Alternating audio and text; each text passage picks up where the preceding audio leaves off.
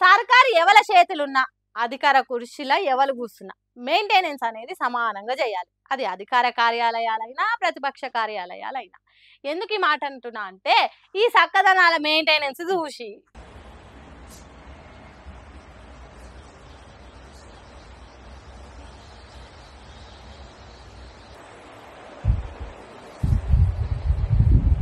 వారే వా ఏమన్నా మెయింటెనెన్సా ఇంత నీటుగా కళ్ళు చెక్కు చెదిరే లెక్క ఏడనన్న చూసినామా థూ చెర్రంతనైనా ఉండాలి.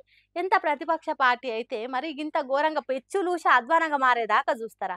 She she she she she she. ప్రతిపక్ష పార్టీ బీఆర్ఎస్ఎల్పి కార్యాలయం ఇది. ఇప్పుడే కాదు పోయిన ఏడాది సంధి ఆర్ఎండ్బి అధికారులకు చెప్పినా కూడా చెవిన పెట్టకనే గీ పరిస్థితి వచ్చిందంటారు సిబ్బంది. నయమైందట ఆ ఊసి వాడేటప్పుడు ఎవరు లేరు, ఏ దెబ్బలు దాకలే, ఎటువంటి అపాయం కాలే. మరి ఇంత ఘోరంగా ఉంటారా అనుల్లా? ప్రతిపక్ష పార్టీల కార్యాలయాలను కనీసం మెయింటైన్ కూడా చేయకపోతే ఆళ్ళదేం పోయింది, అలా పనిచేసే సిబ్బంది పానాలే కదా అపాయము.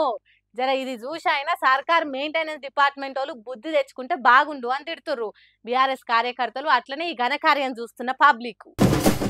ఇన్నేళ్ల నా జిందగీలా ఆడోళ్ళు కొత్త బట్టల కోసం, సొమ్ముల కోసం, మేకప్ల కోసం, ఇంకా అంటే పెద్ద పెద్ద ఇండ్లు, కార్లు, ఇట్లా లగ్జరీగా బతకనికి ఏడ్చుడు చూసినా గానీ ఫస్ట్ టైం పానీపూరి కోసం ఏడ్చుడు కాదు కాదు కాదు, శోకం పెట్టుకుంటా ధర్నా చేసుడు గీయక్కనే చూస్తున్నా.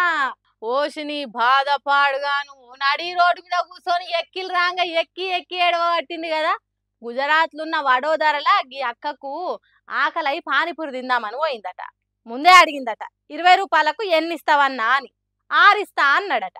ప్లేట్లు ఉల్లిగడ్డలు ఇచ్చి ఒకటెనుకొకటి 4 వేసి కథ మీకు అయిపోయిన 20 రూపాయల పానీపూరి అన్నాడట.